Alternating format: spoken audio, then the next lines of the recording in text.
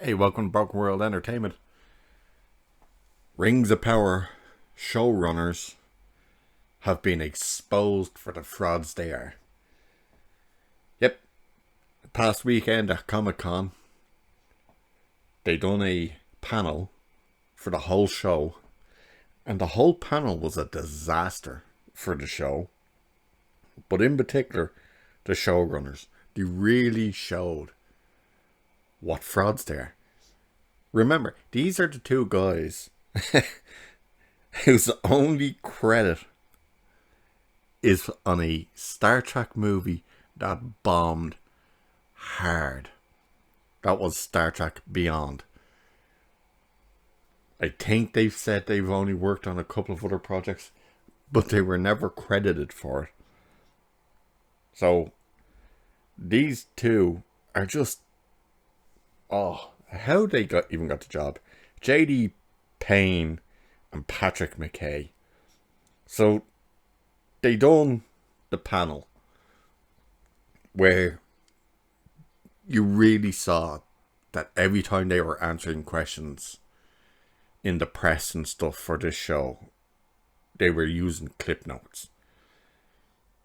Because they really get exposed. So Stephen Colbert was hosting the panel.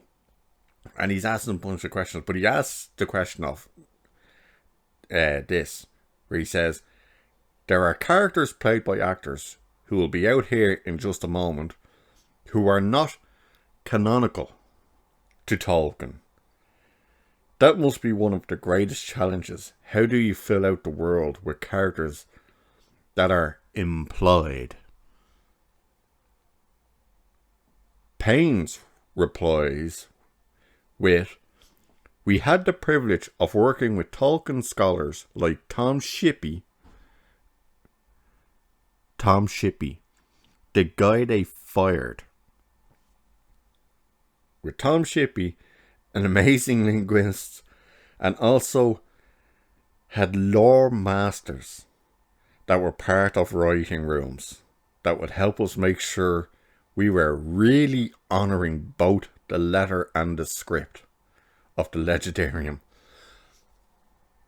Tom Shippey, you fired the guy because he turned around and said, you can't write that.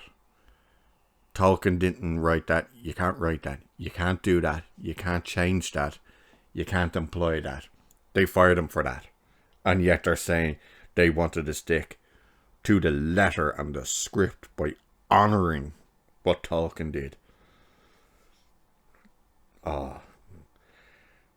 But wait till you hear this. This gets better. He continues, but Tolkien gave us all these amazing clues about the cultures in the Second Age.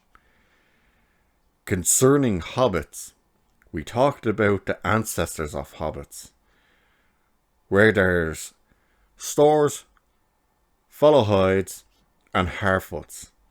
And he gives us just a couple of tantalising paragraphs about Harfoots.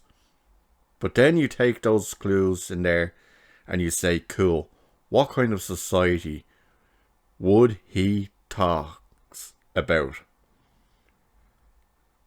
Their wandering days. That's, by the way, how they said it. That wasn't me having a stroke. What kind of society would he talks about their wandering days? Okay. I'm going to skip down to probably the best part. He just rambles on. So you say, okay, imagine these sorts of wandering hobbits, blah, blah, blah. So one always goes back to Tolkien. Check this out, right? So one always goes back to Tolkien. And two, when Tolkien was silent, we try to invent a Tolkienizing way as possible. I.e., we didn't know what Tolkien meant and did, so we made shit up. McKay then said, go back to the book, go back to the book, go back to the book. When we got around to fan questions, at the end of the panel, Colbert asked why is there a Hobbit story in the Second Age? Because there was no Hobbits in the Second Age.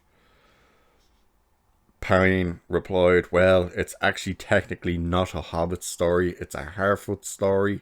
And so Tolkien doesn't say anything about Harfoots not having done anything amazing in the Second Age.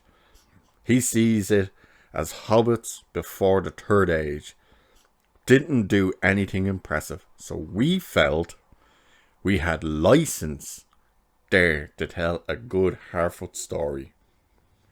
And McKay added, it was really important for us from minute one that what makes Tolkien's tone unique and special is the blend of all these cultures. and what each of them bring to Middle-earth. And then he just rambles on.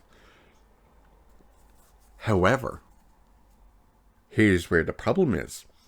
Despite their proclamations of being dedicated to Tolkien's work, and that they always went back to the books, truth revealed itself in Payne's words when he made it abundantly clear he never made it past page 3 of the Fellowship of the Rings.